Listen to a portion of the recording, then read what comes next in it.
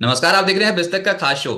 बाजार में निचले स्वरों से हाल फिलहाल में बहुत ही अच्छी रिकवरी देखने को मिली, लेकिन 25,000 का स्तर आते ही बाजार थोड़ा सा नर्वस हो गया है। अब मार्केट पे क्या अप्रोच रखनी चाहिए और क्या बाजार यहां से और चढ़ेगा या फिर लग जाएगा गोता, इसी पे बात करने के लिए सन्नी अग्रवाल जी हमारे साथ जुड़े हैं, head of research fundamental SBI securities के। सनी जी नमस्कार, स्वागत है आपका बिस्तक पे।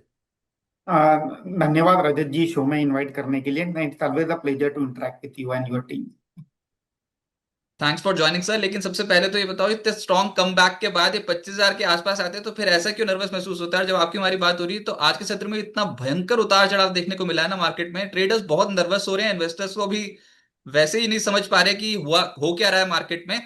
अभी आउटलुक कैसा है और 25,000 के लेवल पे मार्केट की वैल्यूएशंस कैसी हैं? या रजत जी, आई थिंक एक बात मैं कहना चाहूंगा कि जो बहुत ज्यादा निगेटिविटी हो गई थी मार्केट में, अगर आप देखेंगे इंडिया पाकिस्तान वॉर के पहले तक, तो मुझे लगता है कि वो कहीं ना कहीं निगेटिविटी थोड़ी सी ईज ऑफ हुई है। मैं ये नहीं कहूंगा कि पूरी ही खत्म हो गई है, बट डेफिनेटली जो एक कंसर्न थे ग्लोबल टेंशन को लेके, whether it is India Pakistan war, whether it is Ukraine Russia, या कोई भी जो जियो पॉलिटिकल टेंशन चल रहे थे, तो वो अगर पहले 100% थी तो अब वो घट के समझो 50 या 60% हो गई है। तो मैं ये कहूंगा कि जियो पॉलिटिकल फ्रंट पे डेफिनेटली टेंशन कम हुई है। Coming back to a second largest point, जो कि ट्रेड वॉर के चलते जो कहीं ना कहीं ट्रम्प साहब का जो टाइम ट्रम्प चल रहे थे, वहां भी लगता है कि मुझे एटलीस्ट जो बड़ी इकोनॉमीज है उनके बीच में कहीं ना कहीं एक टेम्पररी नेगोशिएशन की विंडो जो बनी है, उसके चलते जो एक कंसर्न था मार्केट में, एक short term concern at least ease off होते हुए नजर आया है। एंड देन तीसरा, अगर आप अर्निंग ग्रोथ की बात करें, तो अर्निंग ग्रोथ अगर ये साल ये क्वार्टर में देखेंगे, क्वार्टर 4 में, तो काइंड ऑफ मिक्स बैग रही है। कोई बहुत ज्यादा खराब नहीं तो बहुत ज्यादा अच्छी नहीं, बट हर सेक्टर में से कुछ चुनिंदा कंपनीज है जिन्होंने रिलेटिवली बेहतर अर्निंग ग्रोथ दी है। और and on the top of that, एक चौथा इंपॉर्टेंट फैक्टर है जो कि इंडिया के मैक्रो के पर्सपेक्टिव से काफी पॉजिटिव है। क्रूड ऑयल का नीचे आना, मानसून नॉर्मल समय पे स्टार्ट होना, inflation number at a multi month low, जो कि एक इशारा भी देता है कि जब आरबीआई की पॉलिसी प्ले आउट होगी अगले मंथ में, वहां एक डेफिनेटली रेट कट 25 या 50 बेसिस पॉइंट का हमें देखने मिलेगा, which will again further boost the sentiment in the consumer market. And on the top of that, अगर आप इंडिया के बॉन्ड यील्ड देखेंगे, वो भी ग्रेजुअली नीचे जा रहे हैं। तो मुझे लगता है कि मैक्रो पर्सपेक्टिव से भी इंडिया काफी फेवरेबली प्लेस है। तो मुझे लगता है कि जो कंसर्न था मार्केट में, वो to some extent ease off हुआ है। India macro is on strong footing. और अब आने वाला जो क्वार्टर रहेगा, जून क्वार्टर, वो मुझे लगता है कि काइंड ऑफ एक लास्ट क्वार्टर हो सकता है कि जहां हम अर्निंग की जो निगेटिविटी सुनते हैं कि अर्निंग ग्रोथ निगेटिव हो गई, कंपनीज के नतीजे अच्छे नहीं आ रहे, तो मोस्ट ऑफ द कंपनीज के अर्निंग जो है जून क्वार्टर से सुधरना स्टार्ट हो जाएंगे। तो मेरा ये मानना है कि जब भी मार्केट में अर्निंग ग्रोथ की एक इंडिकेशन भी मिल जाती है कि अब आगे जाके जो अर्निंग ग्रोथ है वो बेहतर रहेगी, वहां मार्केट यूजुअली वहां से एक अपवर्ड मोमेंटम देना स्टार्ट कर देता है। हालांकि अगर वैल्यूएशन की बात करें, तो तकरीबन आज के डेट में अगर आप प्राइस टू अर्निंग मल्टीपल की बात करते हैं, तो 20-21 के प्राइस टू अर्निंग मल्टीपल पर 1 ईयर फॉरवर्ड पर निफ्टी ट्रेड कर रहा है, जो कि ज्यादा महंगा भी नहीं है, ना इधर चीप है। बट अल्टीमेटली मुझे लगता है कि एवरेजेस में बहुत कुछ हाइड हो जाता है। आप जब जनरल बात करते हो कि निफ्टी का पी है, तो उसमें बहुत सी कंपनी ऊंचे वैल्यूएशन पर चलती है, बहुत सी नीचे पर, तो एवरेज हाइड मेनी थिंग। तो मुझे लगता है कि rather than getting obsessed with an P multiple of Nifty, हमें इंडिविजुअल कंपनीज के अर्निंग ग्रोथ और उनके क्या वैल्यूएशन है उसके ऊपर फोकस करना चाहिए। तो लेकिन पैसा कमाना इतना आसान नहीं है। आप ये श्योरिटी के साथ बोल सकते हैं कि सीज फायर का जो लेवल है दोबारा नहीं आएगा? अभी गए तो थे पीछे ना, नीचे जाना शुरू किया था, लेकिन वो वाकई वो जो सीज फायर का जो एक बड़ा सा गैप बना मार्केट में और एकदम से वहां से तेजी है ना, वो लेवल्स फिर वापस नहीं आ रहे हैं। तो थोड़ा सा कॉन्फिडेंस वहां आता है कि शायद वो सीज फायर पे जो, जब तक सीज फायर नहीं हुआ था तब तक बाजार में जो अस्थिरता थी, नर्वस था मार्केट, उसके बाद जो तेज हुआ, तो अब वो लेवल्स दोबारा से नहीं आएंगे मार्केट में। क्या आप ये सोचते हो? Again I mean, I am born bull और ऑप्टिमिस्टिक ही हो, तो मैं तो यही चाहूंगा कि मार्केट वहां ना जाए। बट अगेन देखो, सिचुएशन काफी फ्लूइड है और ये किसी को ही पता नहीं है, ना आपको ना मुझे, कि ये जो समझौता हुआ है इंडिया पाकिस्तान या ग्लोबली रशिया यूक्रेन में, ये कितने टाइम तक बरकरार रहेगा। नाउ इमेजिन अ सिनारियो, अचानक कुछ वीकेंड पे फिर से कुछ हो जाए, तो फिर वो निगेटिविटी आ जाएगी। बट आई एम अज्यूमिंग कि जिस तरह से डैमेज पाकिस्तान को हुआ है और जिस तरह से ग्लोबल स्टेक इसमें इन्वॉल्व है, मुझे नहीं लगता है कि कुछ आगे जाके कुछ बहुत बड़ी, एटलीस्ट इन शॉर्ट टर्म, कुछ इसमें कुछ बहुत निगेटिव देखने मिलेगा। इनफैक्ट मैं पॉजिटिव फैक्टर्स पर फोकस करना चाहूंगा कि जिस तरह से हमने डिस्कस भी किया कि इंडिया की मैक्रो काफी स्ट्रांग फुटिंग पर है, इंडिया की GDP growth is on very strong footing, and there are certain companies which are definitely delivering growth. तो ऐसा नहीं कि मार्केट में कहीं पॉकेट में अर्निंग अर्निंग ग्रोथ या पैसे कमाने के मौके नहीं है, डेफिनेटली मौके हैं। बट आपको थोड़ा सा निम्बल फुटेड रहना होगा। जब हम निम्बल फुटेड कहते हैं कि आज के डेट में न्यूज फ्लो बहुत फास्ट आती है। आप रात को एक व्यू बना के सोते हैं कि कल मार्केट गैप अप खुलेगा और फिर रात में कुछ अचानक डेवलपमेंट हो जाती है, तो हमारा व्यू निगेटिव हो जाता है। तो थोड़ा सा निम्बल फुटेड रहना होगा। मार्केट में जिस तरह से न्यूज आ रही है उसे ऑब्वियसली स्टडी करके एनालाइज करके अकॉर्डिंगली आपको पोजीशन बनानी होगी if you are a trader. And second most important point जो मैं बार बार यही कहता हूँ कि अगर आप ट्रेडिंग करते हैं तो स्टॉप लॉस रखना बहुत जरूरी है मार्केट में। अगर आप इन्वेस्टर है तो कोई बात नहीं, ग्रेजुअली पैसा आप मार्केट में डिप्लॉय कर सकते नहीं, इन्वेस्टर ही हैं सर अब सब, मतलब अपना वो जो ट्रेडिंग वाला कम्युनिटी है ना, वो थोड़ी सी बैकफुट पे हो गई है। और ये 1000 पॉइंट्स हैं क्या निफ्टी के लिए? वो जो मैं सीज फायर वाला लेवल बोल रहा हूँ, 24,000 का लेवल है, अभी हम 25,000 पे चल रहे हैं और एकदम से गोता लगता है 600-700 पॉइंट तो ऊपर नीचे यूं ही हो जाते हैं। अच्छा, ये हमारी जीडीपी चौथी सबसे बड़ी अर्थव्यवस्था बन गई है भारत अब दुनिया में। बहुत बहुत मुबारक हो सर आपको। आरबीआई ने रिकॉर्ड डिविडेंड भी दे दिया है। आप बोल रहे हो कि जब आरबीआई की अगली पॉलिसी आएगी तो रेट कट की भी उम्मीद है, लेकिन इस बीच में ना ये एफआईज बेच बेच क्यों रहे हैं? इनको ऐसा क्या इंडियन मार्केट में नेगेटिव लगता है? 1.29 लाख करोड़ रुपीस की वाईटीडी सेलिंग कर चुके हैं इस साल। अब तक एक साल में देखो वो 3 लाख करोड़ रुपए से ज्यादा की सेलिंग कर चुके हैं। क्यों नहीं इतना कॉन्फिडेंट रहते ये? हैं। आई थिंक अगेन एफआई की सेलिंग को मैं दो पार्ट में डिवाइड करना चाहूंगा रजत जी। अगर आप 15 अप्रैल के पहले के आंकड़े देखेंगे तो डेफिनेटली आपको majority of the time negative ही आंकड़े दिखेंगे on a daily basis. But जब से ये इंडिया पाकिस्तान का जो समझौता हुआ है उसके बाद मुझे लगता है कि काफी दिनों तक कंसिस्टेंटली एफआई का फ्लो पॉजिटिव ही रहा था, और अब जाके थोड़ा सा मिक्स, कुछ दिन बाइंग आता है कुछ दिन सेलिंग आता है। आई थिंक बट ओवरऑल अगर अब मैं थोड़ा सा लंबे समय का ट्रेंड देखूं और ग्लोबल मैक्रो देखता हूँ, जिस तरह से यूएस डॉलर वीक हो रहा है, जिस तरह से यूएस में बॉन्ड यील्ड थोड़े इंक्रीज हो रहे हैं, और जिस तरह से एक इमर्जिंग मार्केट बास्केट जो है जिसमें चाइना का सबसे बड़ा वेट है, वहां कहीं ना कहीं व्यू थोड़ा पॉजिटिव हो रहा है। तो ऑब्वियसली एक रहता है कि जब आप इमर्जिंग मार्केट में इन्फ्लो होना स्टार्ट होगा तो चाइना बीइंग लार्जेस्ट वेट वहां सबसे ज्यादा फ्लो होगा, और second is largest is India, तो इंडिया को नेचुरली बेनिफिट मिलेगा। और मुझे लगता है कि जिस तरह से ग्लोबल केओस में मैं बार बार ये पॉइंट कर रहा हूँ कि मैक्रो इंडिया का काफी स्ट्रांग है। तो अल्टीमेटली आज नहीं तो कल एफआई को मुझे लगता है कि इंडिया में पैसा डिप्लॉय करना ही पड़ेगा if they want a decent capital appreciation story.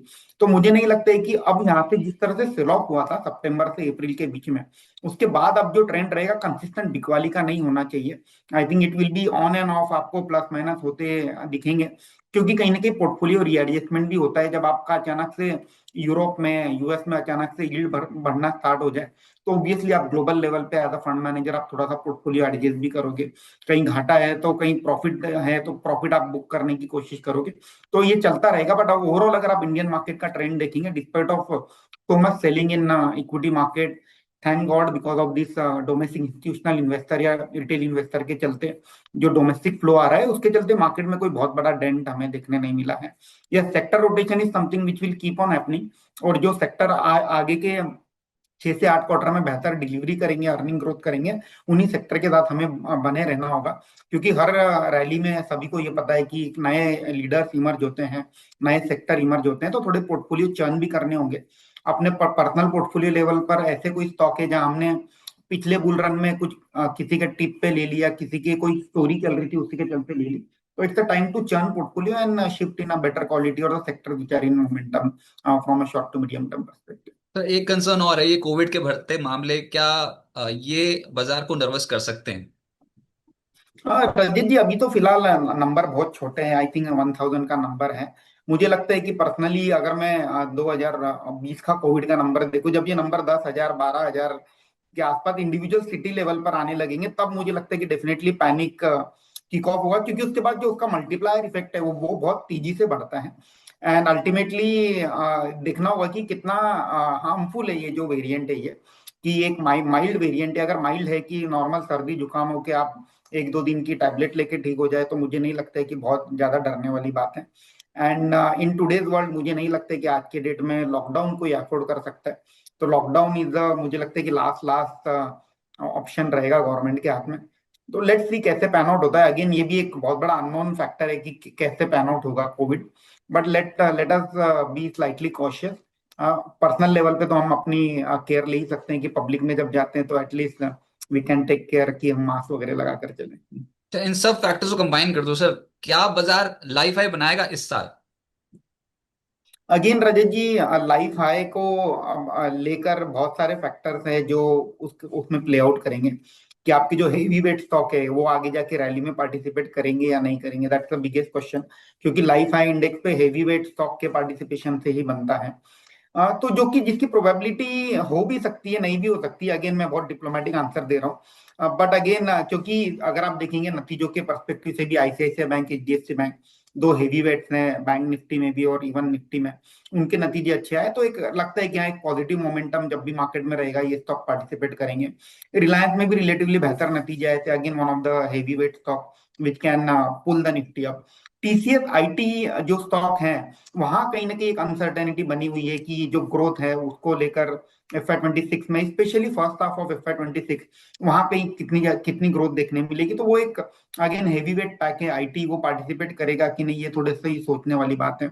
FMCG में अगर आप स्टेपल साइड में देखेंगे कंपनीज लाइक HUL, वहां भी 1 या 2% की वॉल्यूम ग्रोथ देख रहे हैं, तो मुझे नहीं लगता है कि वहां भी कोई बहुत बड़ा अपसाइड हमें देखने मिलेगा। तो ये कहना बहुत मुश्किल है कि मार्केट लाइफ हाई बनाएगा कि नहीं, but I can assure you there are certain stocks in the market which are making life high at a current juncture also। तो जिन जिन कंपनीज की अगर आपने देखी होंगी कि पिछले 2-3 साल से ठीक नहीं कर रहे थे, अचानक से अर्निंग अच्छी आने लगी, उसमें लाइफ हाई बन भी रहा है। जैसे केयर रेटिंग, रेटिंग एजेंसीज के नतीजे 2 सालों के बाद काफी अच्छे नतीजे आए, केयर रेटिंग में लाइफ हाई बनते हम देख रहे हैं। CCL product after long time stock has started to move up. तो there are certain pockets of the market जहां मुझे लगता है कि लाइफ हाई ऑलरेडी बन ही रहा है। भारतीय एयरटेल को देख लो, लाइफ हाई के आसपास ट्रेड हो रहा है। Companies like Bajaj finance is trading close to life high, Shree cement is trading at close to life high. तो again I think rather than getting obsessed with an index level, I think individual stocks और sectors पे focus करना ज्यादा समझदारी है। ये life I का नाम सुनते ही ना मेरे को डिफेंस याद आ जाता है। ये अचानक से डिफेंस स्टॉक्स फिर से तूल पकड़ गए हैं सर, और सबको अब बाजार में डिफेंस डिफेंस ही नजर आ रहा है, क्योंकि जो चढ़ता है वही पहले दिख जाता है। आपकी अप्रोच क्या है डिफेंस स्टॉक्स पे? अगेन मुझे लगता है कि थोड़ा सा ओवरबॉट हो गया डिफेंस। ठीक है कि the need of the hour इसकी जो डिफेंस की जो ऑर्डर्स है वो बरकरार रहेगी, ऑर्डर इनफ्लो जारी रहेगा। गवर्नमेंट का जो स्पेंडिंग है इंडिया में तो काफी रोबस्ट है। इनफैक्ट इसमें एक बहुत बड़ा एक्सपोर्ट की जो अपॉर्चुनिटी है, अगर आपने ये न्यूज ट्रैक करी होगी कि Europe is spending very big amount on defence side. क्योंकि पहले क्या होता था कि US use to provide an umbrella to NATO, European countries कभी अपने डिफेंस पे कभी स्पेंड नहीं करते हो, जब भी यूरोप को जरूरत पड़ती थी यूएस वहां बड़े भाई की तरह खड़ा होता था। पर अब जब से यूएस ने अपनी खुद की बैलेंस शीट सुधारने का डिसीजन लिया है, तब से उन्होंने कहा है अपने नाटो अलाइज को कि भाई आप अपना अपना देख लो, आपको अगर आपकी डिफेंस के पर्सपेक्टिव से अगर आपको रक्षा करनी है तो आपको आपका खुद का पैसा स्पेंड करना होगा। और उसी के चलते यूरोप ने तकरीबन 1 ट्रिलियन यूरो का एक प्रोग्राम भी बनाया है, जिसमें वो डिफेंस की जो अपनी कैपेबिलिटी है उसको स्ट्रेंथन करने की कोशिश करेंगे। तो मुझे लगता है कि एक्सपोर्ट की एक बहुत बड़ी अपॉर्चुनिटी डेफिनेटली डिफेंस इंडस्ट्री के सामने ओपन अप हुई है इंडिया के लिए। And that's a global phenomenon across the globe. हम जिस तरह से जियोपॉलिटिकल टेंशन चल रहे, डिफेंस के बजट हम बढ़ते हुए देखेंगे, तो लॉन्ग टर्म में डेफिनेटली अपॉर्चुनिटी अच्छी है। बट अगर मैं थोड़ा शॉर्ट टू मीडियम टर्म का व्यू लूँ तो मुझे लगता है कि थोड़ी जो पॉजिटिविटी है वो ऑलरेडी स्टॉक प्राइस में अब रिफ्लेक्ट हो रही है। थोड़ा सा डीप बाय ऑन डीप की रणनीति यहाँ थोड़ी बनानी चाहिए। व्हेन आई से बाय ऑन डीप, BEL 250 वाला ऑलरेडी 380 हो चुका है। ऑब्वियसली हमारा प्राइस टारगेट 450 का है, बट मुझे लगता है कि थोड़ा सा जब 8-10% थोड़ा कूल ऑफ हो जाए, थोड़ा साइडवेज चले, उसके बाद इसमें लेने में समझदारी रहेगी rather than just chasing the momentum. Sir अभी आपको क्या पसंद है? जो क्वार्टर फोर निकला है इसमें नतीजे किस किस के अच्छे आ गए, और अब कौन से सेक्टर्स रेडार पर है? या Rajat ji, again banking as a sector जो है रिलेटिवली सेफर लगता है रिस्क रिवॉर्ड के पर्सपेक्टिव से। क्योंकि जिस तरह से इकोनॉमी भी ग्रो हो रही है, मुझे लगता है कि बैंकिंग सेक्टर को 12-13% से ग्रो होने में कोई दिक्कत नहीं होगी। और इसमें जो सिलेक्ट दिग्गज बैंक है, जिस तरह से हमने डिस्कस भी किया, ICICI बैंक, HDFC बैंक, हमें लगता है कि they will lead from a private banking space. PSU bank में वैल्यूएशन काफी कंफर्टेबल है, तकरीबन 0.91 टाइम प्राइस टू बुक के आसपास ट्रेड हो रहे हैं। तो अगेन इसमें कैनरा बैंक और इंडियन बैंक जैसी दो बैंक हैं जो हमें पसंद है PSU बैंक से।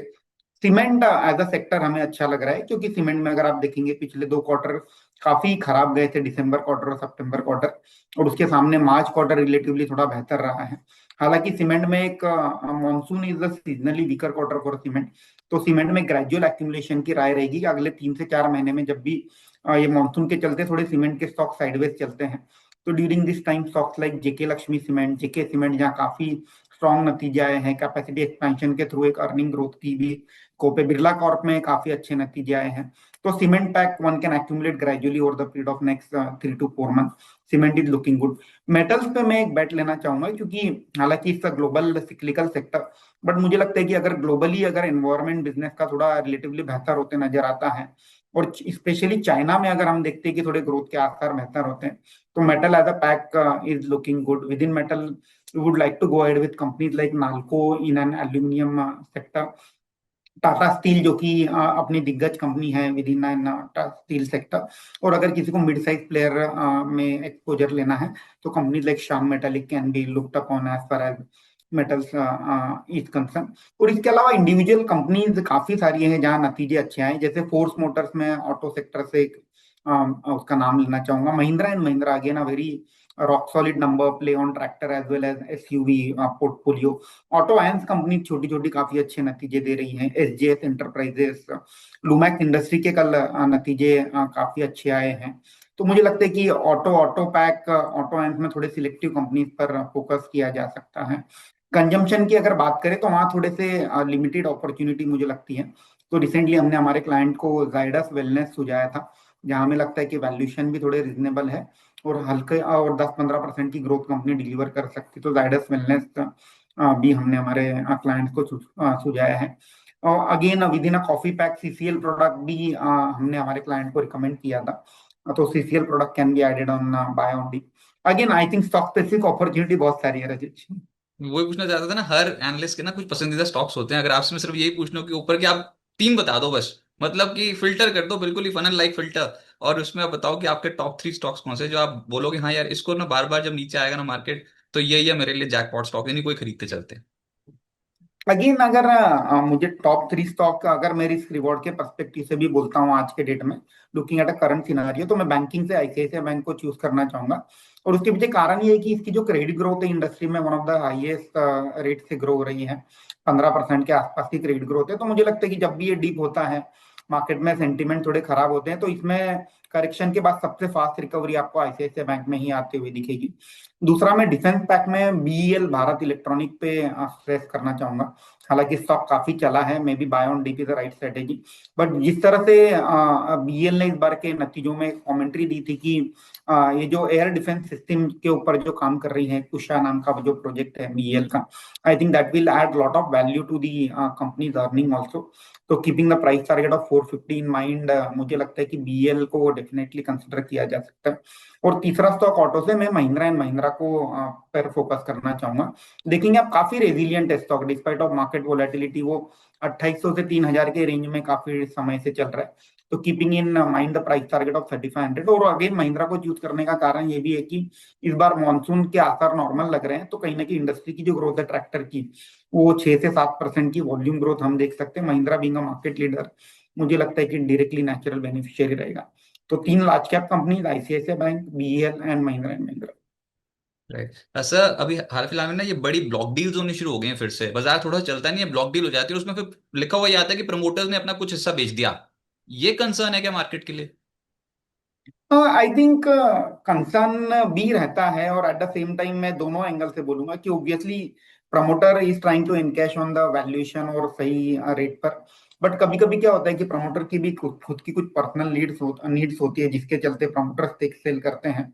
और एट द सेम टाइम सामने जो बायर है वो काफी बड़ी बड़ी इंस्टीट्यूशन है। तो there is obviously thought process behind buying दो लार्ज चंक ऑफ स्टॉक की जो ग्रोथ अपॉर्चुनिटी है कंपनी में। अगर मैं थोड़ा लंबा समय हॉराइजन लेता हूँ 2-3 साल का, तो इंस्टीट्यूशन भी वो सोचती है कि अपॉर्चुनिटी है, नीचे के रेट में हमें क्वालिटी कंपनी के शेयर एक साथ बल्क में मिल रहे हैं, तो वो कहीं ना कहीं एक अपॉर्चुनिटी के तौर पर देखा जा सकता है। जैसे आज इंडिगो में डील हुई, मुझे लगता है कि one of the top class company है। अगर आप एयरलाइन सेक्टर की बात करते हैं, तो most profitable company across the world, तो इंडिगो मुझे लगता है कि अच्छी अपॉर्चुनिटी इंस्टीट्यूशन के लिए भी थी कि इतना बड़ा ब्लॉक एक साथ मिल गया। PG Electroplast again one of the fastest growing company on EMS side, उसमें भी हमने देखा है कि प्रमोटर की स्टेक सेल हुई, तो एक अपॉर्चुनिटी है फॉर एन इन्वेस्टर। तो आई थिंक चुनिंदा कंपनीज में डेफिनेटली अपॉर्चुनिटी बनती है। जैसे के फिनटेक में रिसेंटली एक ब्लॉक डील हुई थी जहां प्राइवेट इक्विटी प्लेयर ने अपना स्टेक बेचा था।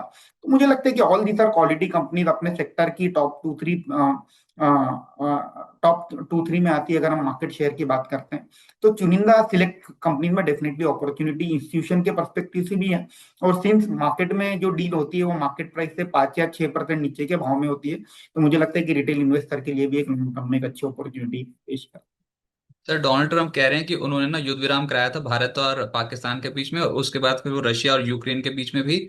और अभी हाल फिलहाल की डोनाल्ड ट्रम्प की ये खबर आई है कि 50% जो वो इम्पोर्ट टैरिफ लगाना चाहते थे ईयू में, उसको टाल दिया, जुलाई में कर दिया। बहुत कुछ खबरें आ रही हैं, सुर्खियों में बने रहते हैं वो। अब देखें फिर से डोनाल्ड ट्रम्प क्या बोल रहे हैं, या फिर उनको अब थोड़ा सा निग्लेक्ट ही करें। जो वो चाहते थे वो कर तो गए हैं ना, एक बार, एक बार तो उन्होंने टैरिफ वॉर तो छेड़ ही दी थी। तो क्या बाजार कुछ ऐसी खबरों पे दोबारा से रिएक्ट करेगा? हमारी भी नहीं हुई है अभी तो डील यूएस के साथ। तो कैसे देखें डोनाल्ड ट्रंप को, और निवेशकों को भी क्या करना चाहिए?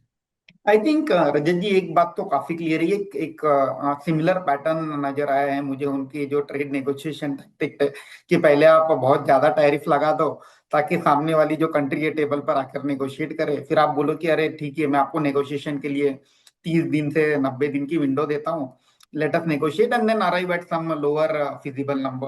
तो मुझे लगता है कि एक क्लियर कट पैटर्न है। बट जिस तरह से ये प्ले आउट हो रहा है, मेरा ये पर्सनल मानना है कि ये जो ट्रेड डील का जो सिलसिला है, ये अगले 2 से 3 महीने में शायद खत्म हो जाए, जहां most of the large economies जो है यूएस के साथ ट्रेड डील कहीं ना कोई मुद्दों पर साइन कर ही लेगी। तो I think the trade deal as an angle should be behind us in the next 3 to 4 month. और ultimately market will move on obviously, जब जैसे जैसे ट्रेड डील साइन होगी obviously there will be certain sector जो winner emerge होंगे, कुछ sector में impact भी देखने मिलेगा। तो लेट्स सी इंडिया के साथ भी क्या ट्रेड डील से निकल कर आता है। सर जाते जाते बस, आपके पास मोबाइल कनेक्शन कौन सा है, भारती एयरटेल जियो का या फिर वोडा आइडिया? मेरा तो पर्सनल वोडाफोन आइडिया है काफी सालों से। आप बताओ कि ये टिकेगा आपका कनेक्शन या फिर नहीं, कंपनी टिकेगी कि नहीं? अगेन देखो, मुझे कि नहीं आपको लगता कि, पोर्ट करने की नौबत आ जाएगी अब?